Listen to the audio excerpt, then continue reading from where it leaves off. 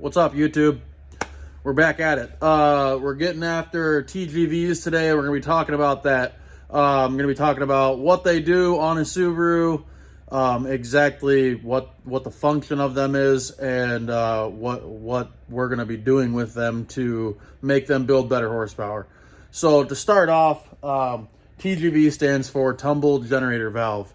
It is the bit between your intake and the actual head itself, and there's this flap that you can see kind of moves inside there. Well, there's an actuator over here, and this actuator, based upon what the computer is telling the car to do, will take and actually make that flap open and close. Obviously, if that flap was closed all the time, the car would run like shit because it has no, you can't flow air through there. See there? Yep. So, what we end up doing with them is we port them out to make them flow better. So here's a set that I'm just about done porting. You can see significant amount difference of flow, or the amount of flow you can make through there. So yeah, I kind of just want to talk about some things with them, and I'm not going to make a super long video on this, but I kind of just wanted to talk about a few things, and mainly TGVs are what we're going to be doing today, and we'll see about if I get to some other projects and if we can make that a part of this video. But this video specifically is for TGVs, deleting the tumble generator valve inside of the TGV housing, and what your gains are, what your, I guess, negative parts of that are, and why you should or shouldn't do it. So I'm going to start off with saying that a tumble generator valve is an emissions product, and if you're in a place that you have emissions, that your vehicle has to pass emissions every year, absolutely do not delete your TGVs. It will throw a code. There's some ways around that, but it will throw a code. So back to there's some ways around that. So if you wanted to get rid of your TGVs, the big perk there is you can make more horsepower having less resistance, and the flow, it would just be better into the intake itself. So more or less, this butterfly that's inside here, I'm going to show you guys exactly what that looks like.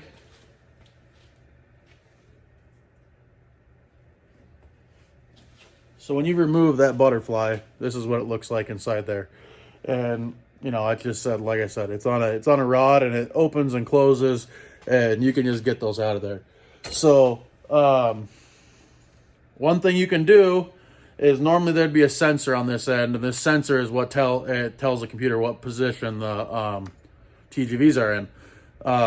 So what you can do, these are Phillips head screws on top of here. Yeah, I don't even ever try to take them off. They never come out. So what I end up doing a lot of the times is I will take, and you can just drill these holes out. There's 4 screws. Just drill them out, and you can pull off that butterfly in there and leave the rod, which I can show you what that rod looks like too.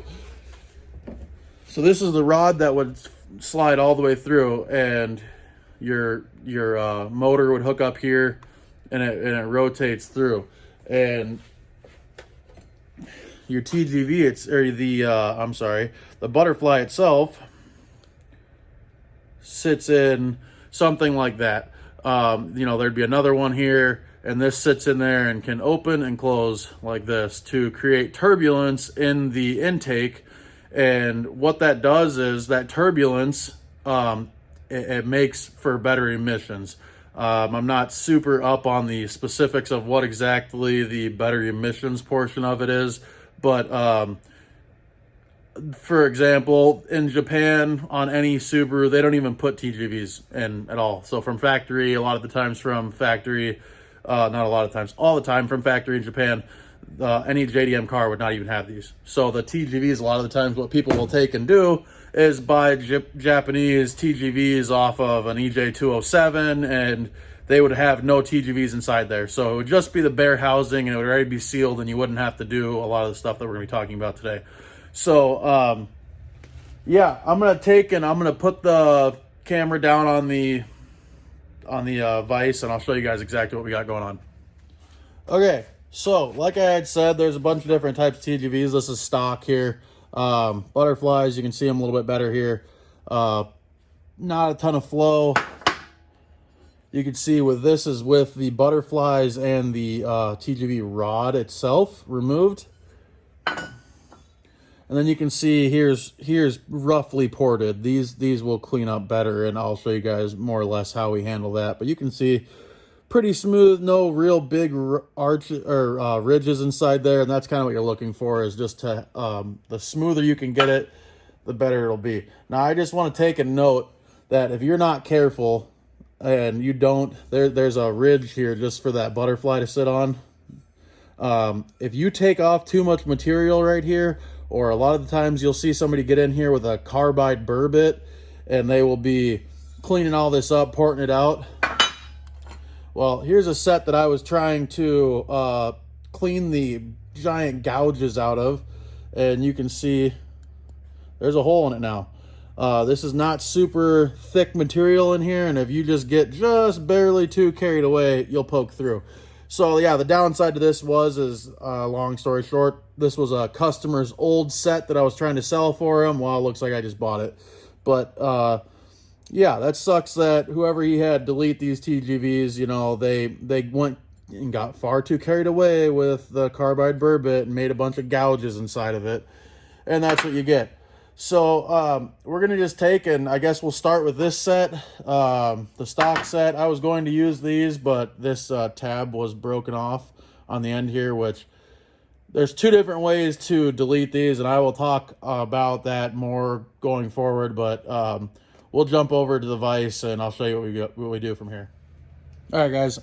So I was telling you before how there's two different ways to actually physically delete a TGV.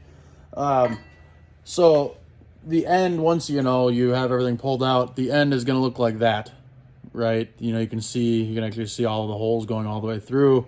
So you can buy a kit, and it'll come with a little piece, and you can kind of it just sits in there like that to plug it, which, let's see.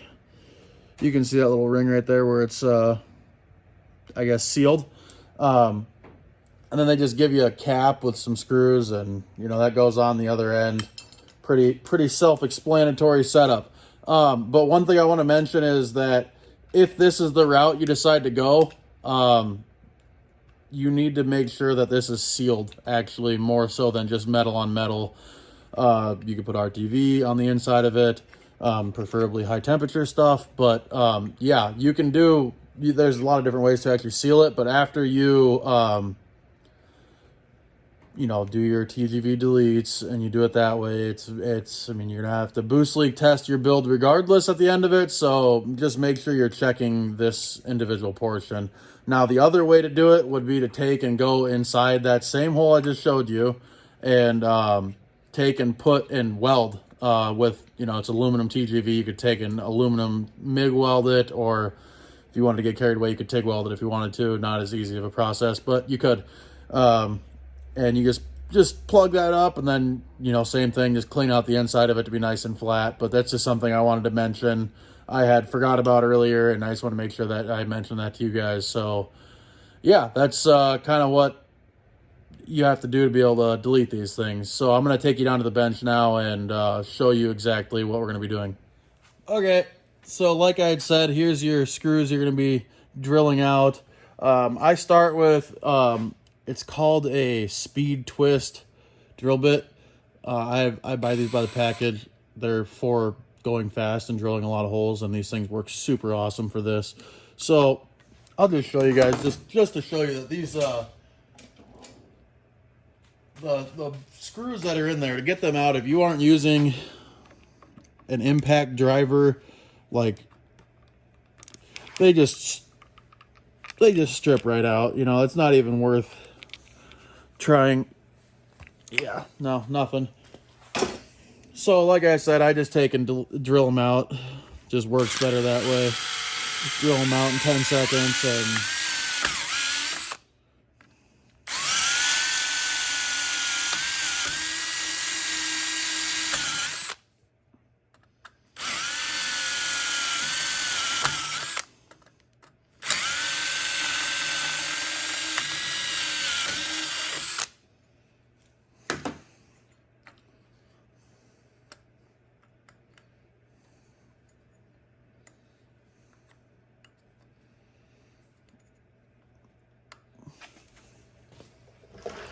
These ones are a little sticky, which is why they came off the car I pulled them off of.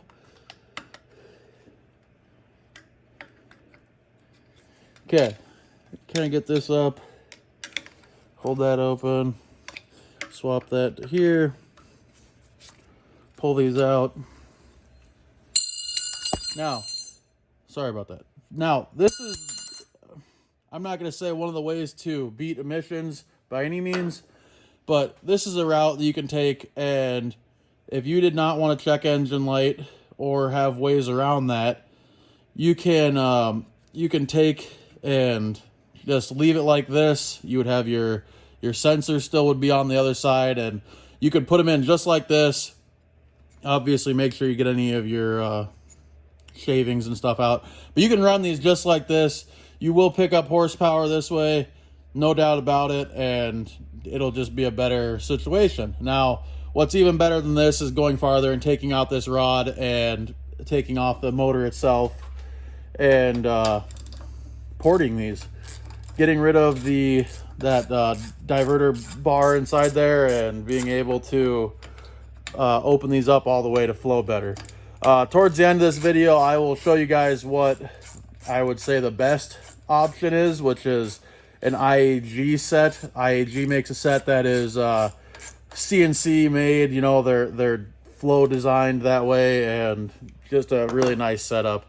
But so for this set, doing it this way, I'm just going to back this camera up just to show you guys this right here. So this guy right here, once you take the motor off of the other side, once you take this motor off, if you just take and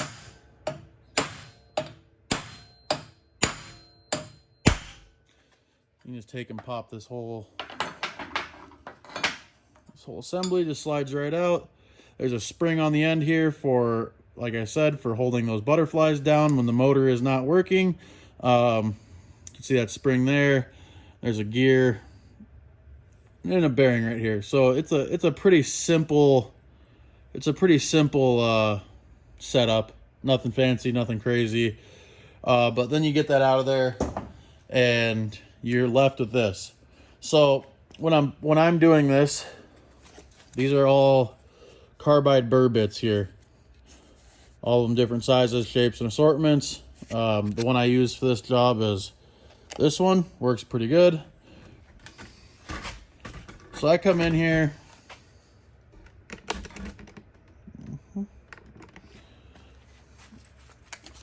And we're going to be running along this ridge right here in that spot to take this out. So I'm going to just kind of just do a quick, just to show you. Let me see if I can get some better lighting in here. All right. You guys can see that a little bit better. It's not great, but so you just kind of come in here and let's get this in a spot where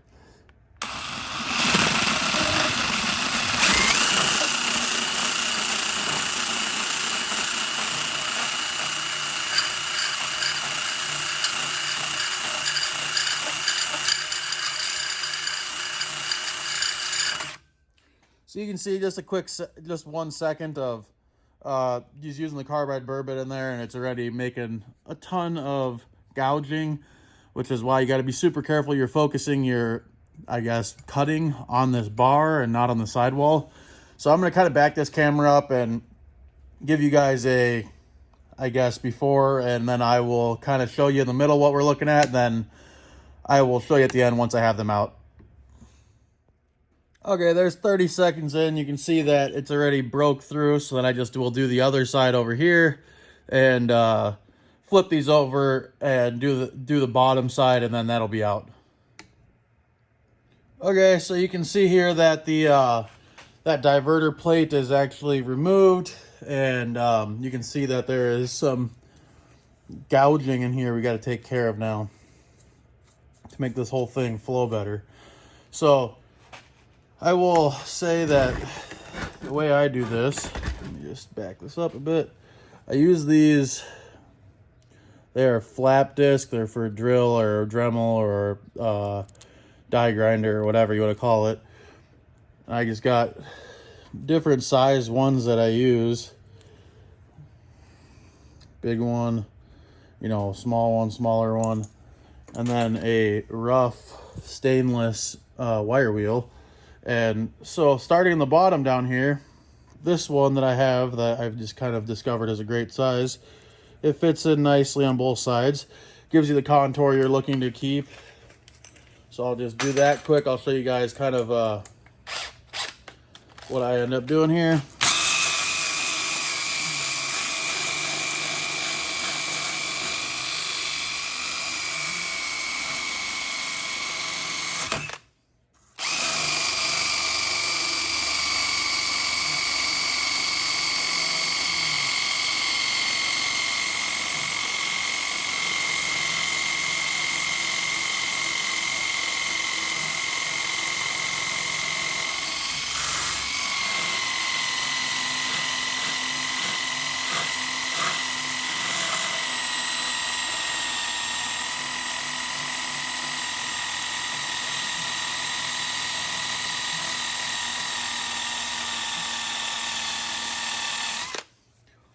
So you can see my battery's dying, but you can see how much of a difference that makes just going through there with the flap disc and touching that up and cleaning it up. This stuff works way better. This is the second set I've done of these today. So these flap discs definitely don't. This is not what they're for.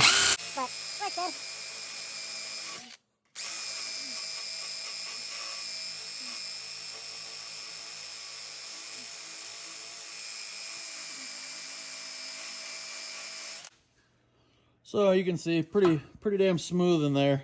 Obviously, you know, I got to go all the way around it, both sides and everything else. So I'm going to get to that and I'll show you guys what it looks like when I'm done with this first step.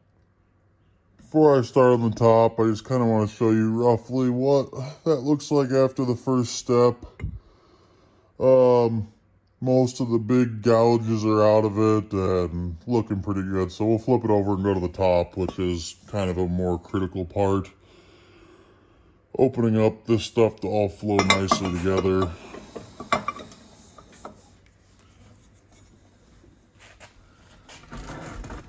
Okay, so then for the top, I start out with this wire wheel. It's a little bit more abrasive. It's a pretty good fit inside there. And when you get down into the bottom part, it's a perfect fit, so it opens it up pretty nice.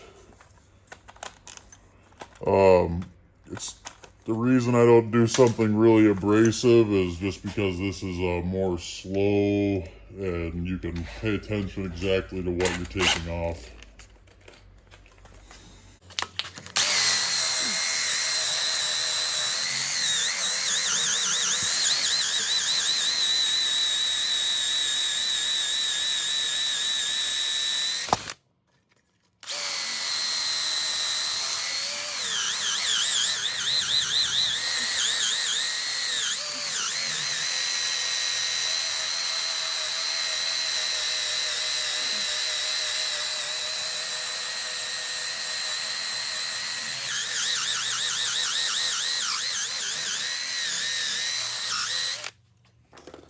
So yeah, you can see that makes somewhat of a difference, but it's not the greatest.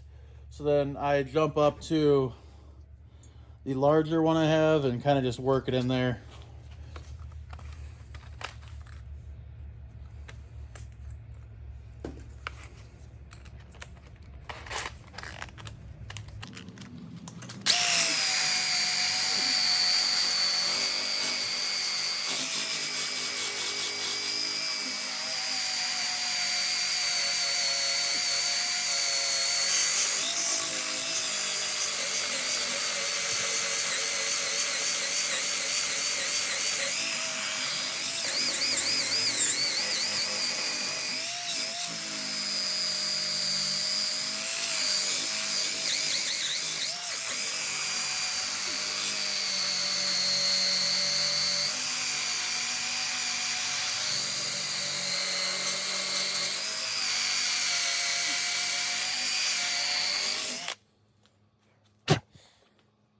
So it's starting to get smoother.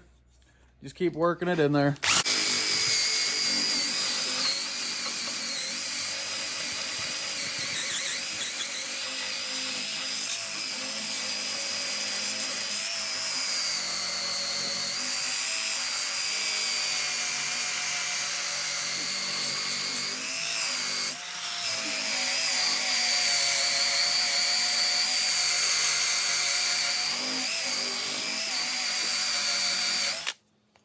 Okay.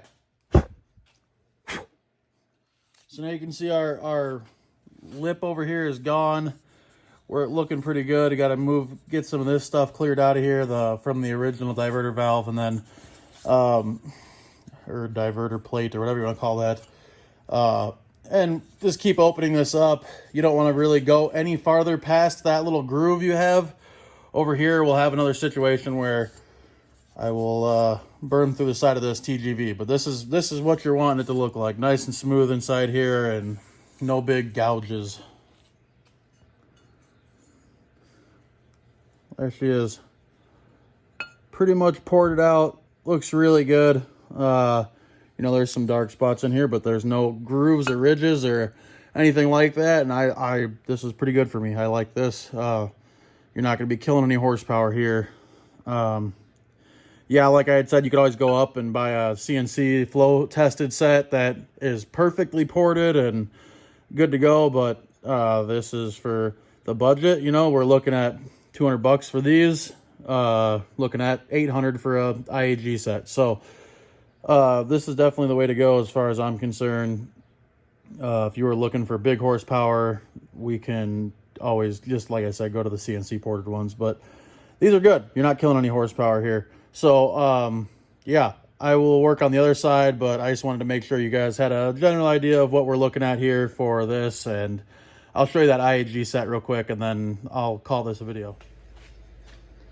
So here's that IAG set I was talking about. You can see that it's all CNC made, and it's made specifically for this application. And quite frankly, there is no alternative to this. This is how you make horsepower right here on a stock TGV style intake. Obviously, if you went with a 2.5i intake where you got rid of TGVs completely, you could make better horsepower there. Some of these aftermarket intakes that just don't have TGVs at all. But when you're running a TGV and a stock EJ intake, this is a great option.